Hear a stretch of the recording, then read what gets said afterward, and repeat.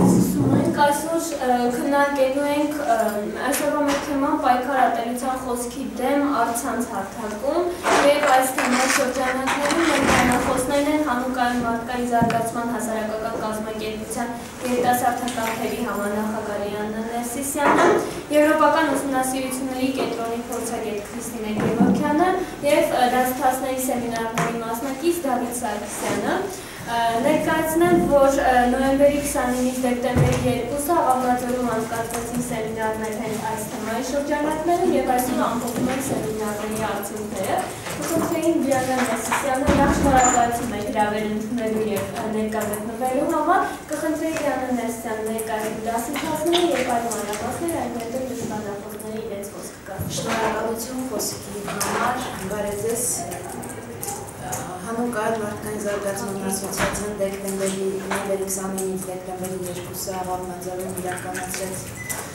կարողությունների զարգացման դասընթաց ուղղված ատելության խոսքի դեմ պայքարի ծրագրի շրջանակներում նախ ասեմ ինչպես ծրագրի գաղափարը առաջացավ, ուսումնասիրվեց առցանց ոլորտը եւ պարզ դարձավ, որ հսկայական քանակության, հսկայական չափերի է հասնում առցանց ոլորտում ատելության խոսքը եւ անպատժելի ատելության խոսքը եւ անկառավարելի ատելության խոսքը։ Ինչի համար մենք կարծում նպատակահարմար գտանք նման ծրագիր կազմելու ծրագրին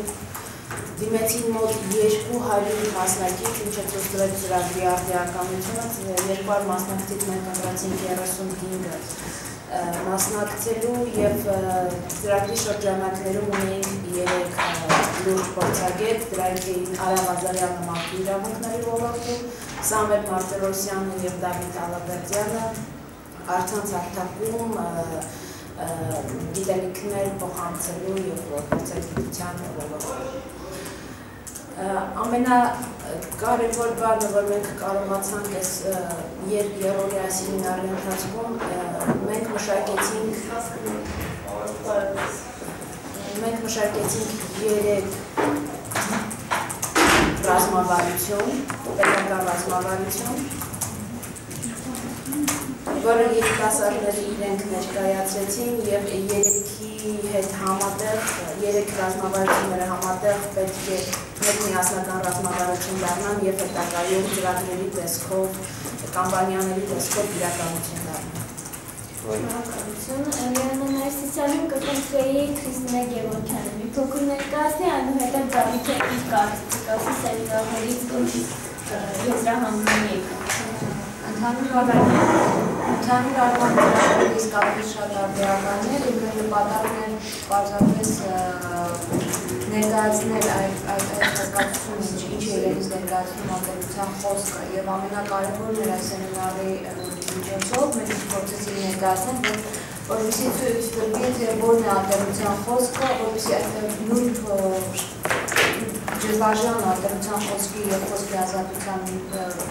փոխանցումը երևա։ Այսինքն մեր ամբողջ նպատակը դրանն էր, որպեսզի եւ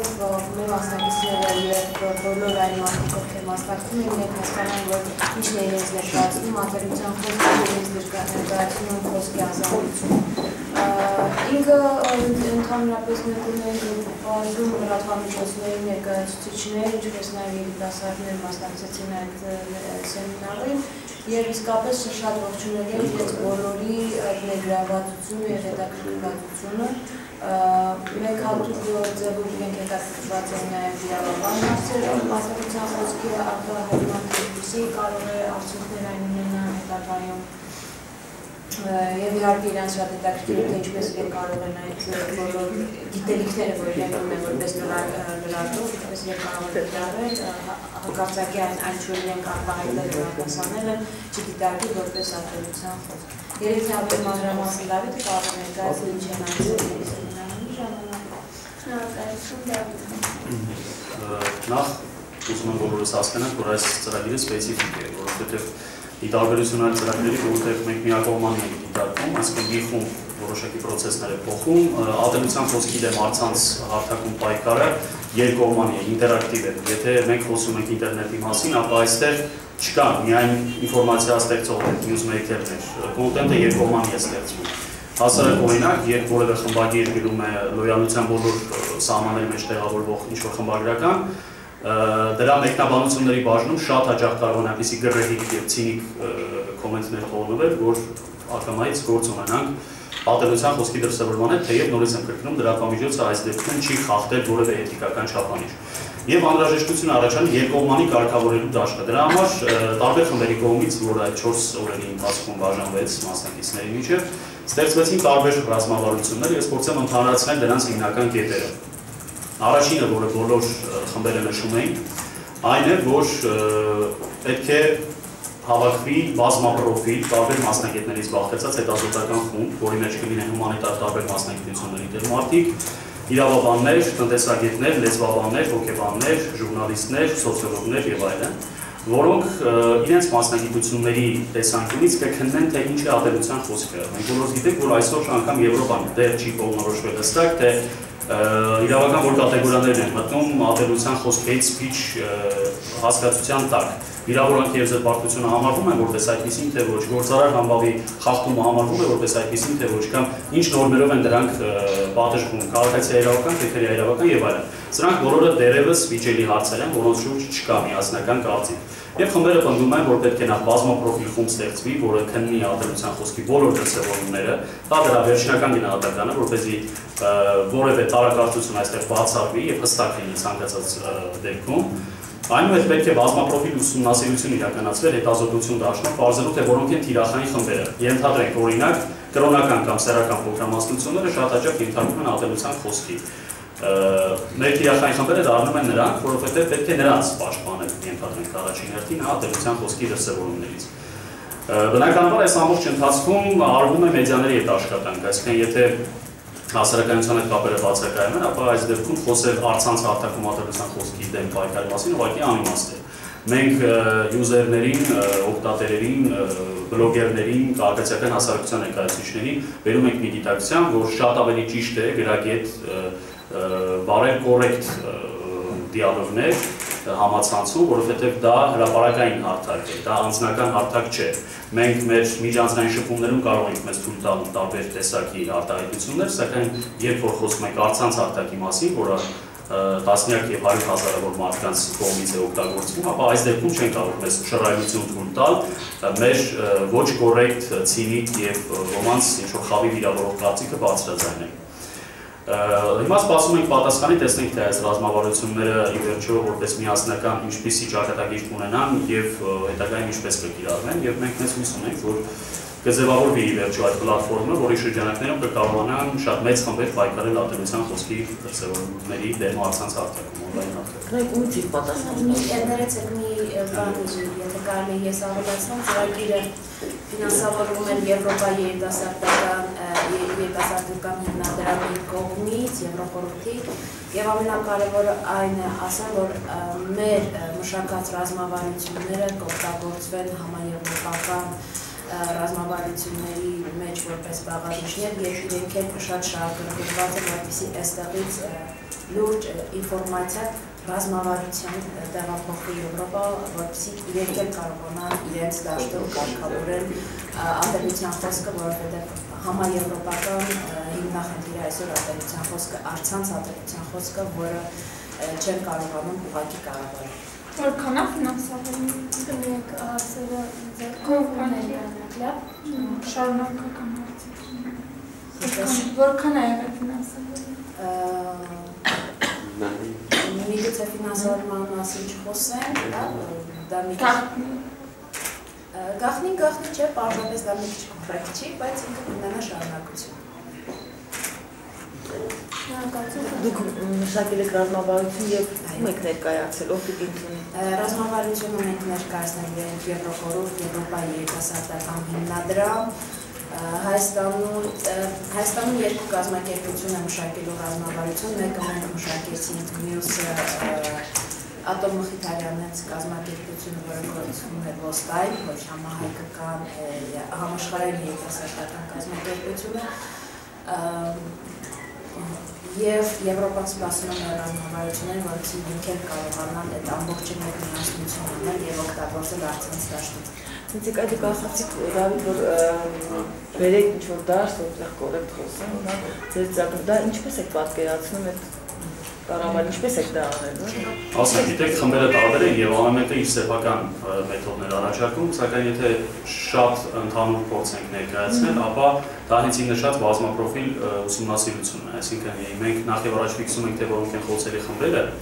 այդ խոցելի խմբերի նկատմամբ որոշակի հասարակական վերահսկողություն ենք սկսում իրականացնել, օրինակ, այդ հանձնաժողովը, որը ձևավորվել է տարբեր մասնագետներից, սկսում է on-line հարթակում բաժանելով իրենց մեջ, ենթադրենք, ամեն մեկը օրական դիտարկում է 100 կարիք հայկական, ֆիքսում է թե այս կամ այն խմբի նկատմամբ ինչպիսի հրապարակումներ են լինում եւ հանելով դրանց միջից որոշակի միջին, փորձելով ընդհանրացնել, ասենք ամսվա կամ տարվա կտրվածքով, այդ տվյալները ներկայացնում է հանձնաժողովում եւ ըստ այդմ արդեն ենթադրվում է։ Սակայն եթե անգամ չարվեն այդ հետազոտությունները, մենք հիմա մեզնից յուրաքանչյուրը կարող է թվարկել, թե որոնք են առավել խոցելի խմբերը եւ կոնկրետ որտեղ են խախտվում, ենթադրենք նրանց իրավունքները հենց on-line առցանց հարթակում։ Սովորաբար դրանք լինում են փոքրամասնություններ, որոնք չունեն պայքարելու մեծ ռեսուրս մեծամասնության դեմ եւ իրենք իրենց ուժերով չեն կարող պայքարել։ Այս դեպքում արդեն առաջ է գալիս ընդհանուր մի քիչ լոյալության, կոռեկտության խնդիր, որը պիտի on-line հարթակում գոնե դրսևորվի։ Ավելացնել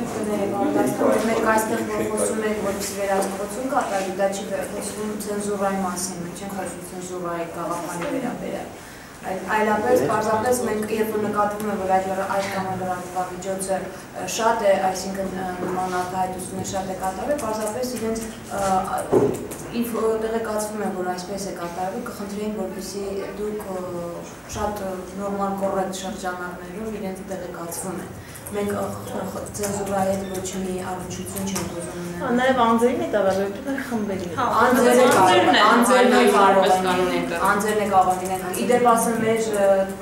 ոչ մի լրատվական դաշտում ոչ ոք իրան թույլ չի տա, դա անձերի խնդիր է։ Եթե տեսնում ենք հայհոյան, որում ինչ որ անձ, հայհոյումը ինչ որ մեկ։ Ես մի բան ավելացնեմ, օրինակ աշխարհում շատ տարածված պրակտիկա է լրատվամիջոցների էթիկական կանոնագրեր ունենալը։ Մեծ մոտ դա այդքան էլ չի գործում կամ մի քանի լրատվամիջոցներ, որոնք ունեն էթիկական կանոնագրեր։ Եթե մենք փորձենք այս ոչ ֆորմալ մակարդակում լրատվամիջոցների հետ աշխատելով հասկացնել, որ պետք է ընդունել էթիկական կանոնագիր, դրա մեջ պետք է հատուկ կերպ մտցնել, համաձայն որի ալտերնատիվության խոսքի ցանկացած դրսևորում պետք է բացառել լրատվամիջոցներում, ապա լրագրողներն կունենան այդ գիտակցությունը եւ կփորձեն ավելի կոռեկտ եւ լոյալ լինել իրենց օրինակներով, օրինակ ինչ ալտերնատիվության խոսք եք տեսել լրատվամիջոցներում, որի դեմ պետք է պայքարել։ Շատ են նման օրինակները, մենք հենց քննել ենք այդ սեմինարների ընթացքում, օրինակ մեկ ազգ կազմակերպությունների դաշինքը, որը քաղաքը ողողել է պարզապես կրոնական կազմակերպությունների դեմ, չէ, մենք փորձում ենք ավելի լայն դիտարկել, այսինքն հրապարակային ցանկացած գործունեություն մենք համարում ենք կոնկրետ լրատվամիջոցներին չէ ուղղված այս կամպանիան ուղղված է ուղղակի առցանց տարածքում, առցանց պլատֆորմում ալտերնատիվության դեմ պայքարին եւ նաև ոչ միայն էթիկական, նաև էթիկական կանոններ այստեղ կօգտագործել, ինչպես նաև մարդու իրավունքների ոտնահարում, որը կպաշտպանվի համապատասխան օրենքներով։ Օրինակ մեկ ազգին ազգի համար օրինակ բերեցիք, ինչ ենք անելու, ասենք բոլորս գիտենք, որ մեկ ազգը ասում է պայքարենք սրա դեմ, ինչ ենք անելու, ինչ ենք ասելու այդ մարդուն, որ բոլոր հաղորդումներին կանչում են, մի հատ Աստված ասում են, ինչ ենք անելու դրա դեմ, որ մեծ Ինչ պատժի ենք ենթարկելու, ինչ ենք։ Մեր խնդիրը գիտեք որն է, մենք առաջին հերթին հասարակության հետ աշխատելով փորձելու ենք իրենց անհանդուր ժողովականության մակարդակը բարձրացնել ցանկացած ալտերնատիվության խոսքի նկատմամբ։ Մենք անմիջականորեն մեկ ազգի հետ միգուցե բացարձակ գործել չունենանք կամ ցանկացած այլ կազմակերպության հետ, դա պայմանական օրինակ է։ Սովորաբար քարոզում են հանդուր ժողովականություն, մենք այս դեպքում քարոզում ենք անհանդուր ժողովականություն ալտերնատիվության խոսքի նկատմամբ, ցույց տալով, որ այդպես որևէ բանի չես հասնի։ Երբ որ քաղաքում գրում ես, որ ենթադրենք զգուշ եղեք Եհովայի վկաներից եւ վառեք նրանց, դա էական ոչինչ չի տալիս հասարակությանը, բացի նրա մեջ լրացուցիչ ագրեսիա եւ ատելություն առաջացնելուց, որը ի վերջո ի վնաս իրեն է աշխատելու։ Հիմա ասենք ես օրինակ գրում եմ օրինակ ինչ որ մեկի խմբի մեջ ու ես ատում եմ ձեզ, դա հիմա ատելության խոսք է։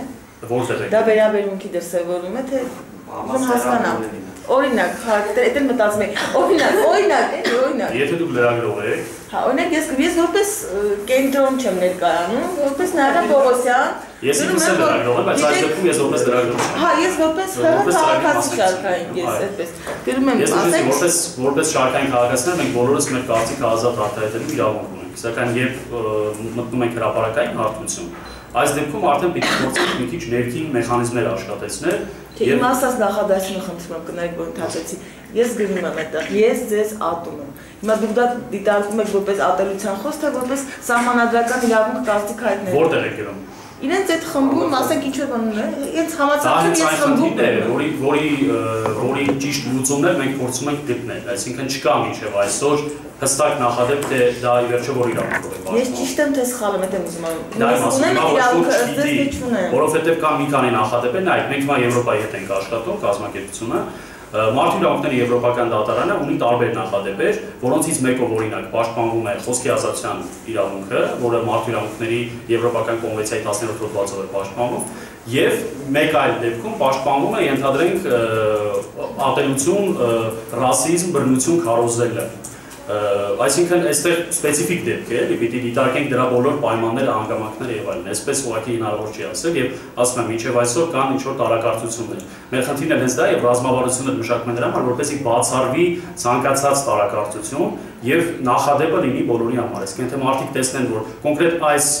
գործով նման որոշում է կայացվել, մարդիկը չփորձեն դա կրկնել երկրորդ անգամ։ Եվ հենց դա է պատճառը, որ մեր հանձնաժողովում պետք է լինեն բոլոր ոլորտի մասնակիցներ, բոլոր ոլորտի պրոֆեսիոնալներ, որոնք միասնական կկարողանան տալ ձեր հարցի պատասխանը, որը այսօր իրոք շատ արդյունավետ է։ Արդյոք դա ատելության խոսք է, թե ազատ արտահայտվելու հնարավորություն։ Եվրոպական փորձը ինչ ասում է, իրենք ասում են վաղության ուսումնասիրում։ Եվրոպական փորձը ուրեմն 2012-ից 2014 թվականները Եվրոպայի խորհուրդը հայտարարել է ատելության խոսքի դեմ պայքարի տարիներ եւ իրենք էլ ունեն այսօր շատ լուրջ հիմնախնդիր ատելության խոսքի եւ իրենք էլ մշակում են ռազմավարություն եւ իրենք էլ ակնկալում են Եվրոխորհրդի անդամ երկրներից օգնություն, թե մենք ինչպիսի արձագանք ունենանք եւ ինչ գործիքներ իրենց կառաջարկեն, որպեսզի իրենք համատեղ կարողանան այս ամբողջ խնդրին լուծում տալ, որովհետեւ շատ նուրբ է սահմանը, որտեղ է ատելության խոսքը սկսվում, որտեղ է մարդու ազատությունը, խոսքի ազատությունը տեսնում։ Այդ սահմանը գծելը իրոք շատ բարդ է եւ պետք է համատեղ ուժերով կարողանան ինչ-որ լուծում գտնել։ Այսօր մեր ծրագիրը առաջին քայլն է դա։ Հետագայում մենք դες եւս կիրազեկենք, թե ինչ հաջողություններ կան։ Բայց ես նայում եմ եվրոպական սահմանին, անգլերենով կամ ռուսերենով, հիմնական ասենք թեկուզ անգլերենով եվրոպական շատ ավելի վատ բառեր կան գրված, շատ ավելի ցենզուրայից դուրս, շատ ավելի վատ քան մեզ մոտ։ Դուք ճիշտ եք, որովհետեւ այնտեղ իրենք ունեն չենք բարձրացնում։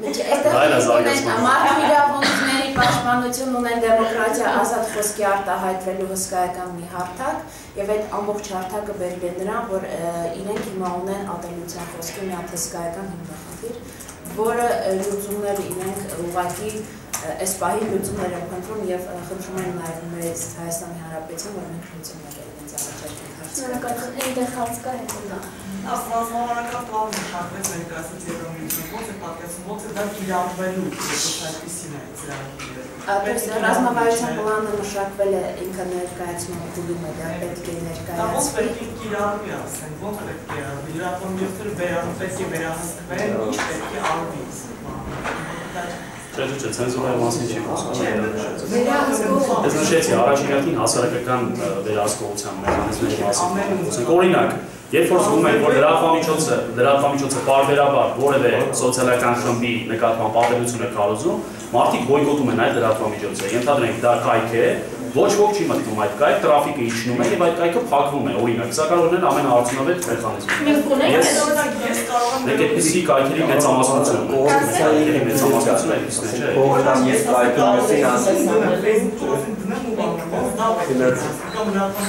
Դուք անձնական տարածք է։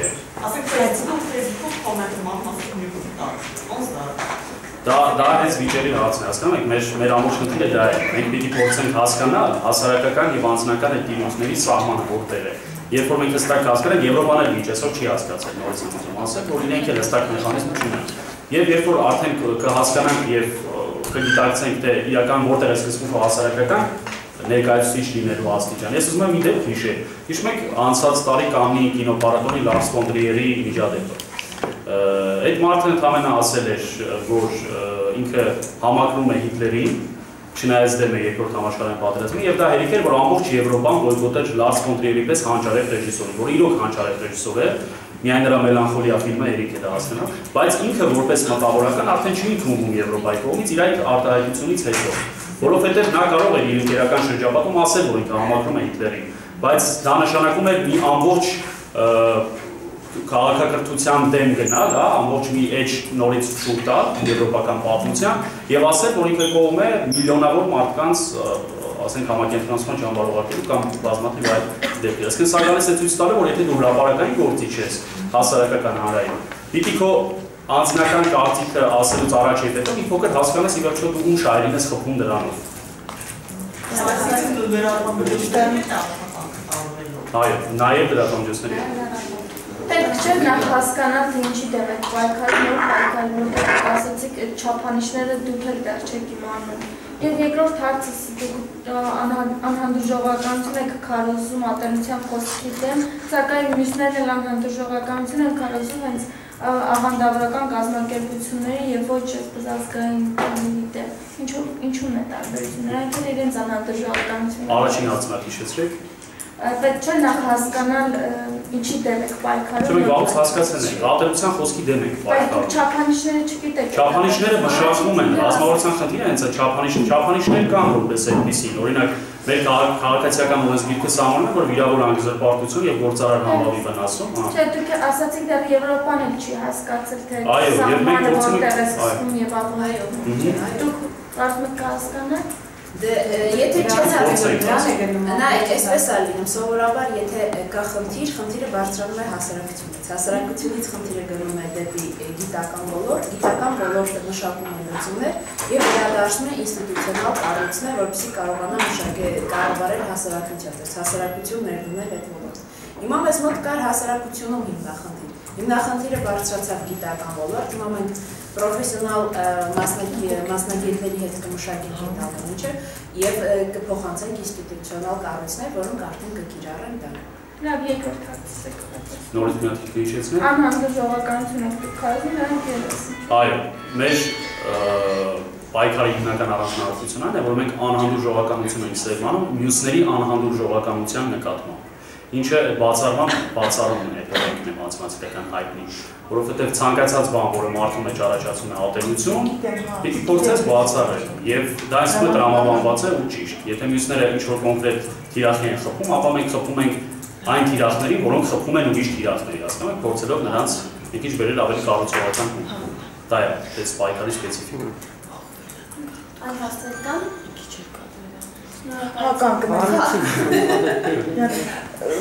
Դուք ասացիք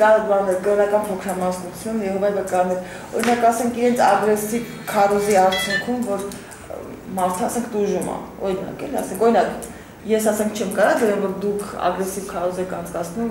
որ իմ իրավունքները ոտնահարել են։ Դուք որպես քաղաքացի եք ասում, ես որպես քաղաքացի ձեզ դրի ուրիշ պատասխան դուք դիտարկում եք որպես խոցելի խումբ իրանց, ես էլ ասում խոցելի խումբը ես եմ, իրենք ինձ ասենք ագրեսիվ քարոզ են անցկացնում, դա ինձ իրավունքի խախտում չի, որ ասում չի հետաքրքրություն գրում, ինքը կարճ մոնեք ու ես գրում եմ իրանց խմբի տակ, որ ես ձեզ չեմ հանդուրժում։ Հասկացա, հարյուրավոր ծրագրեր կան, որոնք դիտարկում են ձեզ որպես խոցելի խումբ, այս ծրագիրը դիտարկում է այն մարդկանց, ովքեր ենթարկված են ատելության խոսքին, որտեղ նույն այդ կրոնական կազմակերպությունը ձեզ ատելության խոսք չի ուղղում։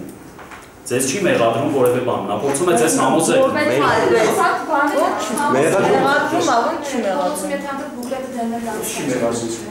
Ժողովուրդ, մի քիչ կենցաղային զրույցի է վերածվում, ես փորձեմ նորից վերել բան։ Քիչ եմ ասում, ինչի հենց այդ, ինչի ասենք իմ իրավունքը օրինակ պաշտպանելու չի իրանցից, այդ խոցելի խմբերից։ Եթե իրենք ինչ ատելության բան, եթե իրենք ինձ գրում են իրանց մեջում, ասենք քո կրոնը սենց դու պետք է գեհենի բաժին դառնաս, օրինակ էլի։ Ատելական եկեղեցու դեմ ինչ ասես ասում են։ Դա եւս Չէ, եթե ատելական եկեղեցու դեմ եթե ինչ-որ մի բան ասում է, ինքը ավտոմատ սկսում է գործել մեր մեխանիզմը, այսինքն դու սկսում ես պայքարել արդեն իր դեմ, որտեղ ինքը որպես թիրախ դարձում է հայրաքելական։ Բայց այն հավատն է ինքը որ նա հարում։ Ես ինչա միայն նրա համար որ ես իրեն իր հավատին չեմ պատկանում, ինքը ինձ վիրավորում է։ Ես ասում եմ, ես որպես քաղաքացի ձեզ ատելության դրսևորում չի։ Նայած եթե ես պատասխանեմ որպես այդ ծրագրի ղեկավար, խնդրում եմ, ասեք ինչ եք գրավել։ Ասենք ես ինքից գրում եմ, դու ես ինչ